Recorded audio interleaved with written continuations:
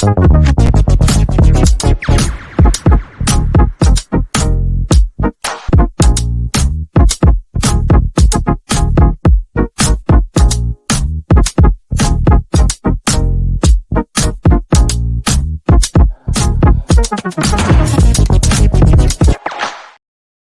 everybody, good afternoon, West Ham fans. It's the Hammers Headlines Association. We are KUMB.com, boys. As always, a few stories affecting players. We're concentrating mainly on the current situation with the team and squads, not just the first team squad. We'll obviously talk about the women's squad as well, as you can see in the little video sort of intro. We did Rusty Moon Roundup, the original Wimmer rating. That was at lunchtime today. Check that out. A lot of players we've been linked with, almost 150. Mental in it, and it's not going to stop. It is not going to stop. Obviously, PSR transfer window day is closed, and now obviously people going in. Obviously, I think it's Wednesday. Is it Wednesday? Pre-season starts as well. Apparently, the first team kit is also out on, or is revealed on Wednesday as well at the same time. So yeah, Wednesday could be a busy day. Maybe some more signings. Probably not, but maybe. You never know. Let's crack on like Donkey Kong and talk about. Let's talk about the women. Talk about the West Ham women. Now, obviously, we've seen the player exodus, so to speak, in the men's squad, confirming obviously yesterday 3 departures: Ben Johnson, Devine, who we'll talk about in a minute, both out of contract and leaving the club, and Said Ben Rama making his loan deal to Lyon permanently for around 12 million.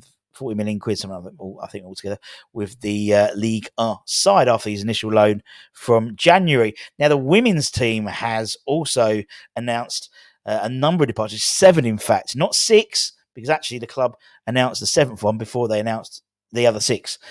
So Mel Phyllis, Mackenzie Arnold, Haruka Soko, Honoko Koishi, Risha Shimizu, Emma Schnell, and Abby Lee Stringer all have departed from the club with their contracts expiring yesterday. Particularly significant with Mackenzie, actually, departure, because she was the club captain last season and comes at the end of a week when West Ham women announce a tour of Australia, where Mackenzie has represented her Australia internationally for many, many, many times. Now she's not actually going to be in the squad. Also, Sissoko as well. She departs as the vice captain. So a number of key players leave. A lot of appearances there between all of them, not particularly Mackenzie Arnold, who I loved. She was great fun. So wish them all the best in their future endeavours. Who else? Let's talk about obviously one of the departures sort of announced yesterday, and that being Divine Obama. Now, according to Sean Wheatston, he's raised accusations that Mbama's decision to not agree to the contract extension that West Ham put in front of him was a fact of his agent getting in his head and being influenced by his agent. Apparently, the club offered an amazing offer, although we don't know what it is. I'm sure that's going to come out in the wash. We'll find out, to stay at the club. But apparently, the club, Hammers apparently pushing hard. We know that that Tim was involved. We know that David Sullivan personally was involved as well. And according to Sean, it is a decision he may regret later, and the club will now rely on compensation set by an independent tribunal. Championship club Sunderland are long-term admirers, but West Ham say time will tell where the striker will end up. In unrelated news, Sonny Perkins, former academy graduate Sonny Perkins, has joined Leyton Orient on a season-long loan following another loan spell at Oxford United, unsuccessful last January. So Sonny is back in East London, albeit with the O's. Another player not looking, but a potential exit is Flynn Downs. And according to the Daily Mirror, who reported yesterday that obviously Southampton were very much keen on it, but another one of his ex-clubs have entered the fray in terms of Ipswich Town. They could be putting off a double signing, so to speak, for West Ham, with Ben Johnson to be confirmed probably today, if not already, following his departure from West Ham, his contract coming to the end yesterday. Now, Flynn is apparently of interest to Ipswich. Obviously, both promoted sides of them and Southampton, both former sides of Flynn as well. The two promoted sides finding out of a player who probably doesn't really have much of a clear path into the first team at West Ham. There's sort of conflicting reports. Some say he's happy to go, and potentially to Southampton it could be a deal which sees Cole Walker-Peters come across, which I think is not a bad deal. Or there's other reports saying he's happy to fight for his place and he wants to stay at the club, stay at West Ham. Obviously, he's a West Ham boy, Brentford boy, Brentwood, not Brentford, Brentwood boy. And I think there'd always be a draw to stay with your boyhood club, but the chances are he's not going to break into the first team regularly enough. Whereas at Ipswich or Southampton, arguably he'll be probably one of the first names on the team sheet. So we'll see. He actually played 99 appearances in all competitions for Ipswich. They're quite confident. And also, what actually he is for Ipswich is not only would he be homegrown, but he'd be an academy player as well, having come through the club as an academy player. So he'd count for both quotas, I believe. So there's method to the madness there. Another bit of random news that happened over the weekend. West Ham apparently turned down a bid from Brazilian side Guerreiro for Mel Antonio. Apparently, the Brazilian side offered £2 million for our all-time Premier League goal scorer, which was unsurprisingly rejected. It's probably the most random bid in the world, isn't it? The 34-year-old striker. It seems that his days at West Ham may well be numbered. We know Lopetegui has an affection for him, having tried to sign him at Wolves.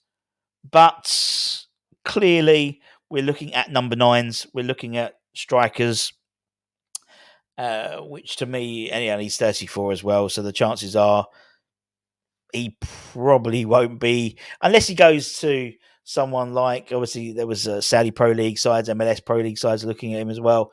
Nottingham Forest were looking at him. So we'll see.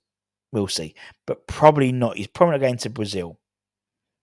Although he would come up against potentially his former West Ham teammate, Dimitri Payet, who plays for Vasco da Gama. And finally, let's talk about a signing, shall we? Someone we signed. The club haven't really officially announced the signing, but we've seen the picture of Fabrizio Romano him signing the contract. West Ham signed the academy forward, Man City academy forward, David Chigueda. And it's quite interesting what Fabrizio Romano has said about this signing. I mean, 16. He is rapid. Anyone remembers it was earlier, I think it was last season, he did this turn playing for Man City's under-17s in the Future Cup. His spin, like he sort of went round and flicked it, and it's been affectionately called the Chiguanda spin. So he went viral early this year. But and we know among the positions we're looking at is sort of left-sided attackers, and someone like Chigueda is a left-sided attacker, as a 16, lightning quick. City signed from Blackburn a couple of years ago. Now, according to Fabrizio Romano, he's confirmed that David will be heading to London Stadium, and he made quite an astonishing claim about him. So, this may have gone under the radar a little bit. But Romano states that Chigueda is joining West Ham not just as a prospect for the future, but potentially as a player to be considered for the first team squad this year at just 16. I mean, look at Jamal in, what's his name, Spain. He's 16, isn't he? 16, 17-year-old, isn't he? But according to his personal Twitter account, Romano says 2007 born. Fucking hell. Didn't even see West Ham. Didn't even see that Steven Gerrard goal in the FA Cup. It wasn't even born then, twinkling his dad's eye. He signed his West Ham contract after leaving Man City. West Ham moved fast to bring in a talent for present and for the future. Interesting. I think we'll have to wait and see when pre-season starts in the next couple of days where his future lies. But yeah, if it is in the first team, wow. I can't see it, to be honest, but we never know. Maybe we've been not blinkered, or maybe we've had too many years under the Moyes system, and having young stars came through. The likes of Joe Cole came through at the age of 16 and stuff. So who knows? Who knows? But keep an eye on the West Ham Network. I'm sure there'll be some breaking news in the next few days. There's a new kit's going to be coming out on Wednesday. That usually goes alongside with, and obviously pre-season, sort of a resurgence. Obviously, we're in a new month, so the club doesn't have to pay another month's wages for new signings. And obviously, a lot of players out of contract. So sort of Wes Fondringham officially joins today. David Moyes officially has left. Yesterday being his last day, and so on and so forth. But anyway, take care, stay safe, stay warm, stay humble, keep the faith, and come on, you bloody, bloody, bloody Irons. Irons!